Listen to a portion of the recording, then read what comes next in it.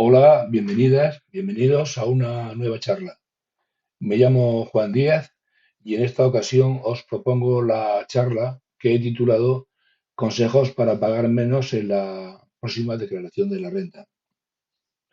Estamos finalizando el año 2023 y sería interesante que analizáramos, antes de finalizar el año, si tenemos posibilidades de reducir nuestra carga fiscal para la próxima declaración que haremos a partir de abril del año que viene.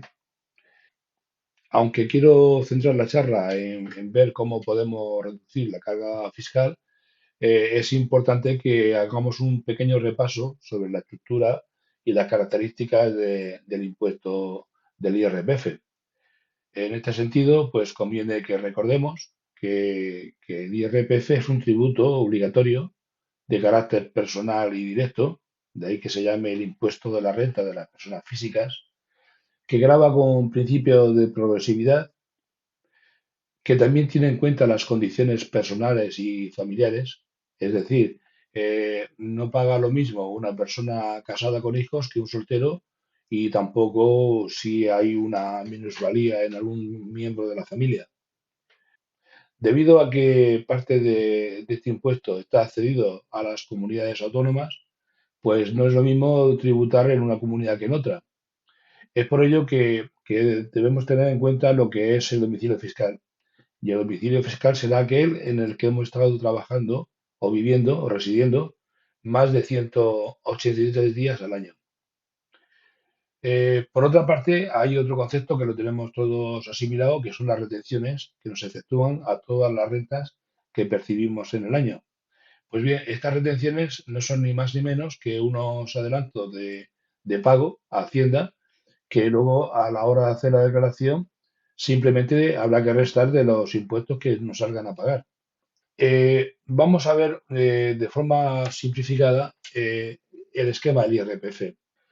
Pues el IRPF, como ya hemos comentado en alguna otra ocasión, está compuesto por dos ramas, una que es la base general, otra que es la base del ahorro, y en la base general pues se concentran todas las rentas del trabajo, rentas de toda naturaleza, y en la base del ahorro se concentran pues todos los rendimientos que nos produzca el ahorro o las inversiones.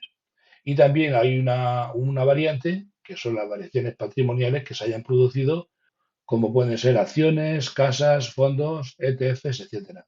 En cada una de estas ramas, una vez que se concentran todas las rentas que se han obtenido en el año, se presentan a una tabla general en la que esta tabla general nos va a traducir las rentas que hemos percibido por impuestos que hay que pagar, según unas características y unos tipos de gravamen que ya están previamente establecidos.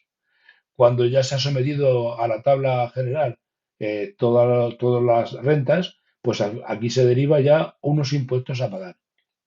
Estos impuestos a pagar se le podrán quitar las deducciones que hubieran en las comunidades o estatales y se quitarán las retenciones y nos dará un resultado de la renta. En la rama del ahorro, pues ocurre lo mismo, se juntan las sumas de estos dos apartados, tanto del capital inmobiliario como de las variaciones patrimoniales, se enfrenta a la tabla del ahorro, que es distinta a la de la base general, y ambas conforman lo que es la cuota íntegra. Y en todo este esquema, si veis, he presentado unas zonas que están marcadas de amarillo, que son aquellas en las que únicamente podremos nosotros como contribuyentes aportar algún dato distinto al que el programa de forma automática realiza. Que en la charla de ahora pues nos vamos a centrar a ver qué tipo de reducciones podemos hacer en cada uno de estos apartados. Entonces vamos a ver qué gastos se pueden meter en las rentas del trabajo, vamos a analizar estas reducciones de la base general que la constituyen los planes de pensiones, vamos a ver el apartado de las variaciones patrimoniales y también vamos a ver un apartado que son las deducciones. Centrándonos ya en lo que se llaman los gastos del trabajo, vemos que de toda la base general, los únicos conceptos que podremos, digamos, incorporar al borrador de Hacienda son lo que aquí he marcado de rojo, que son las cuotas a los sindicatos, las cuotas a los colegios profesionales, médicos, abogados, enfermeros, y también si durante el ejercicio ha habido algún juicio relacionado con la renta del trabajo y hemos necesitado una defensa jurídica. Hay otro tipo de gastos que ya se hacen de forma automática, como pueden ser la cotización a la seguridad social, y también existen otras deducciones de la base general dependiendo de las características personales o familiares de, como antes hemos comentado. Y puede haber una deducción, y de hecho hay una deducción de 2.000 euros de carácter general, hay deducción de 3.500 para discapacitados, el del 31, 33% u otras distintas. Este apartado sí que es de mucho interés porque, como antes hemos dicho en el esquema, una vez que se concentran todas las rentas del trabajo, las casas, las actividades económicas o cualquier ganancia que se reporte a esta base general, hay un apartado que se llama de reducciones, reducciones de la base general, y en este apartado el concepto más común es el de las aportaciones a los planes de pensiones. Hay un concepto equivocado en el que muchas personas creen que cuando pasan de un tramo a otro, los impuestos decrecen de forma total. Es decir, si una persona estaba cobrando 35.200 euros, no significa que en este tramo esta persona haya pagado al 30% todo lo que ha ganado, sino que ha ido llenando los distintos apartados, primero hasta 12.450, el 19%, después el 24%, y ya si está en 35.200, en este tramo, esa cantidad que va de 20.200 a 35.200 tributa al 30%. ¿Qué ocurre? Que si mañana cobramos un euro más de esta cantidad, cobramos 35.200, un euro, ese euro ya va a tramitar en otro tipo de gravamen, en este caso en el 37, por el ejemplo que estamos comentando. Ese incremento que ha habido de una tabla, de un nivel a otro, es lo que se llama el marginal. Cuando nosotros estamos aportando a un plan de pensiones, lo que estamos es reduciendo la base general. ¿Qué nos va a ocurrir? Pues nos va a ocurrir que si una persona estaba en el tramo este que hemos dicho de 35.200 y resta 1.000 euros de un plan de pensiones, esos 1.000 euros que resta, lo resta con un 30% de descuento. Es decir, si una persona en estas características aporta a un plan de pensiones 1.000 euros, 300 euros se los va a devolver a Hacienda. Volviendo otra vez aquí y teniendo claro la importancia de la reducción de los planes de pensiones, cuando nosotros apuntamos un plan de pensiones, podemos estar hablando de unas reducciones a un nivel, digamos, de renta medio, pues de una reducción de un 30 o un 35% según los casos. Por tanto, es una cosa muy a considerar las aportaciones que hagamos al plan de pensiones.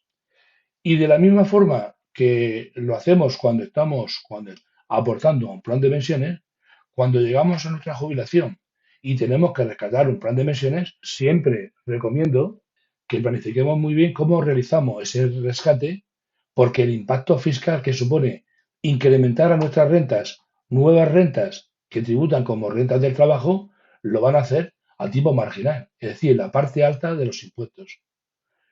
Luego, aquí vemos que, volviendo ya al tema que nos interesa hoy, que es ver cómo reducir la carga fiscal, pues un mecanismo que si la persona ha decidido hacer sus aportaciones va a tener un impacto fiscal importantísimo. Actualmente han bajado mucho la cantidad que se puede aportar al año en un plan de pensiones. Ahora mismo está establecida en 1.500 euros. Una persona que aporte 1.500 euros al año, pues se lo va a deducir de su base general.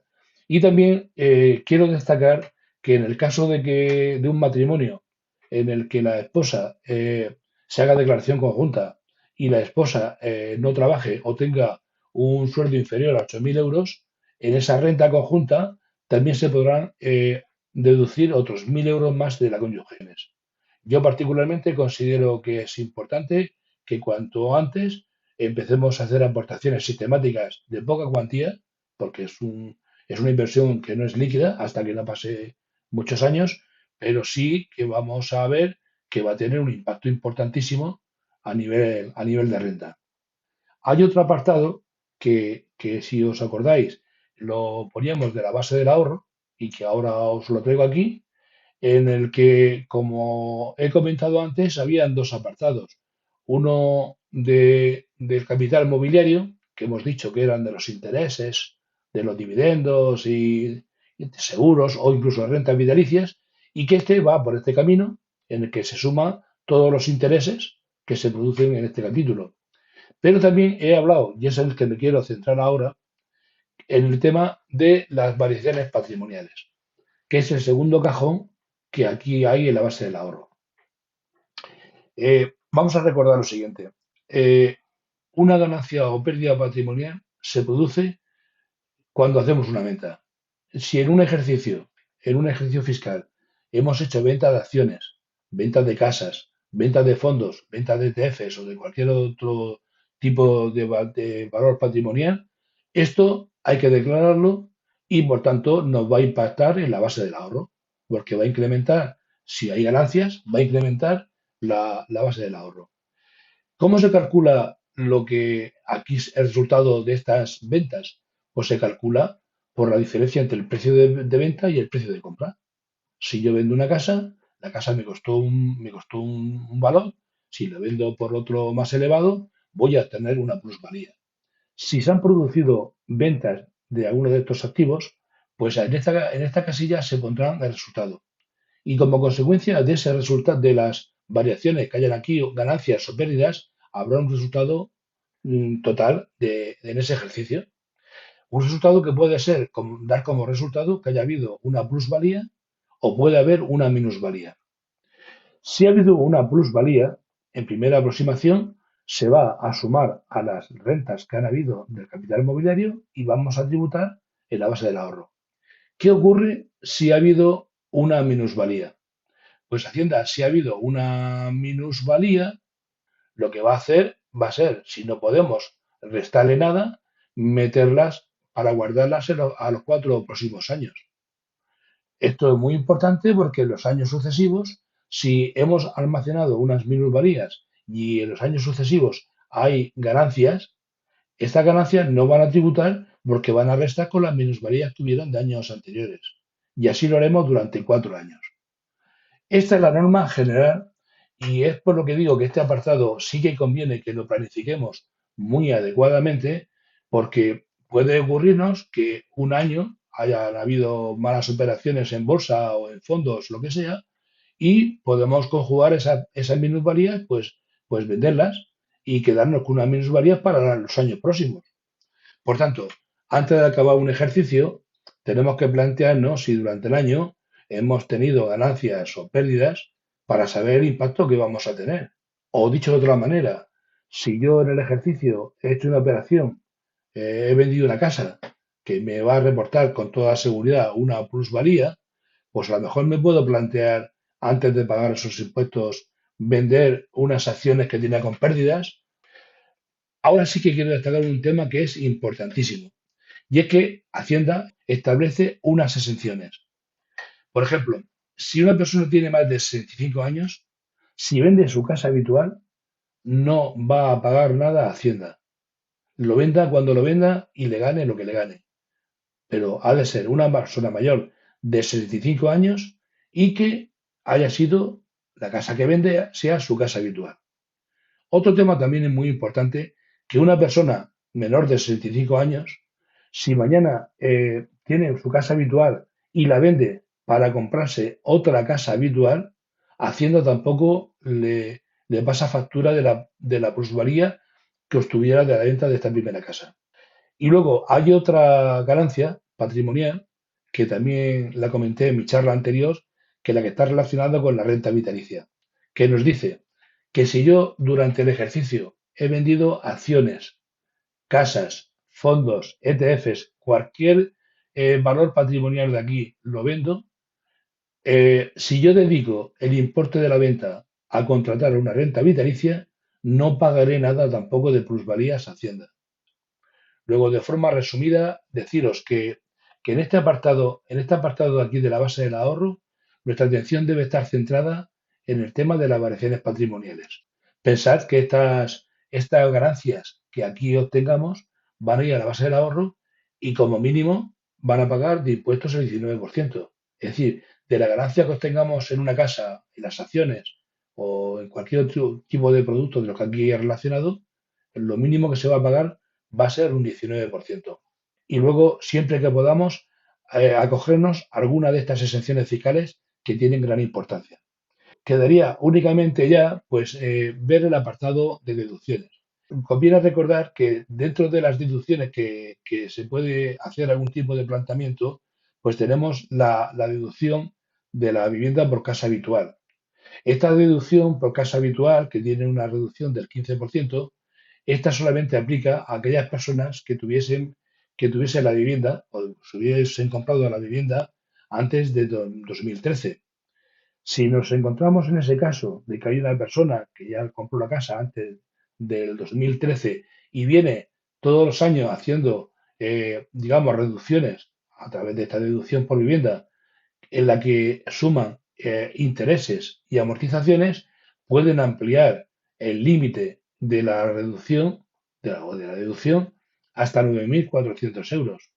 Luego, con la subida de tipo de interés a las hipotecas, pues a lo mejor conviene que hagamos una aportación y aprovechemos dejar de pagar más intereses de lo que nos queda de principal todavía y a su vez pues aplicarle un 15% en este ejercicio a la aportación que hemos hecho a la hipoteca. A otro tipo de deducciones, pues las que son, digamos, de carácter oficial, como se hacen a ONGs o a Cruz Roja o a otras entidades de carácter, digamos, estatal, no debemos de preocuparnos porque si hacemos las deducciones, automáticamente van a venir reflejadas en nuestra declaración de renta y no tenemos que hacer nada. Y solamente nos restaría en este apartado, pues, prestar una atención a aquellas deducciones que son de carácter autonómico, porque cada comunidad marca sus propias deducciones y son distintas de unas a otras. Pues bien, tal como he dicho al principio, hemos hecho una pequeña exposición de dónde podemos quitar algo. Hemos visto que esta prácticamente es muy poquita, esta es muy importante, la de los planes de pensiones, y esta sí que es un tema que conviene, es un tanto atípica, porque no todos los años hacemos venta de acciones o de casas, pero sí cuando se produzca, conviene, antes de hacer ninguna operativa, que la analicemos fiscalmente por el impacto que pueda tenernos. Insisto, son muy pocos los sitios donde podemos hacer y recordaros que todo este proceso es automático, no tenemos que hacer nada nosotros y que si no ha habido variaciones importantes como pueden ser una venta o algo de eso, pues prácticamente la renta va a estar hecha y va a recoger todas aquellas cosas que hayamos hecho ahora antes de finalizar el ejercicio. Es decir, si yo mañana, antes de acabar el año, hago una aportación al plan de pensiones, de forma automática esa aportación ya me va a venir reflejada en mis datos fiscales y por tanto se va a traducir en un borrador en el que se tiene en cuenta este plan de pensiones. Dicho esto, pues he hecho un pequeño resumen de las recomendaciones que veo más interesantes y entre ellas pues pongo que conviene hacer una adecuada planificación fiscal siempre. Cada año conviene que antes de acabar el ejercicio nos demos una pensada si en el ejercicio han habido cosas que nos pueden impactar a la hora de hacer nuestra declaración. Aconsejo, en la medida de lo posible, que cada persona se plantee la posibilidad de hacer aportaciones a los planes de pensiones. Esto es un producto que para el futuro viene muy bien y que la ventaja fiscal es importantísima. Ya he comentado antes que trabaja marginal y que perfectamente vamos a encontrar reducciones de lo que aportemos al plan de pensiones muy importantes, superiores al 30%. Y he matizado de que las personas que tienen o están efectuando la degradación por vivienda, pues que incrementen la cantidad que pueden aportar o amortizar, evitando primero el tener que pagar intereses más altos, que se han visto unos incrementos importantísimos en los intereses hipotecarios, Y por otra parte, como tiene un tope hasta 9.000 euros, que amortice todo lo que pueda para quitarse un 15% en la renta de este año. Otro tema que considero también importante, pues son que analicemos las compensaciones de ganancias y pérdidas antes de que finalice el ejercicio.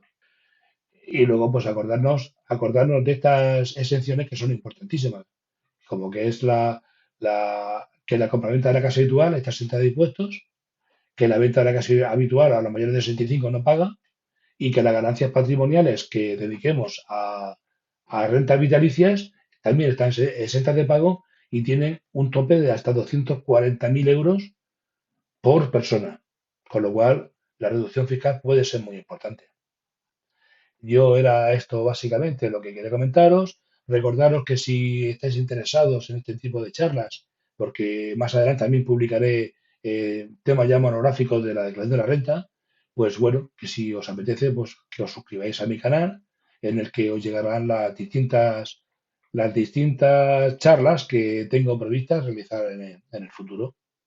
Y sin más, os doy las gracias por vuestra atención y me despido hasta una próxima charla. Buenos días.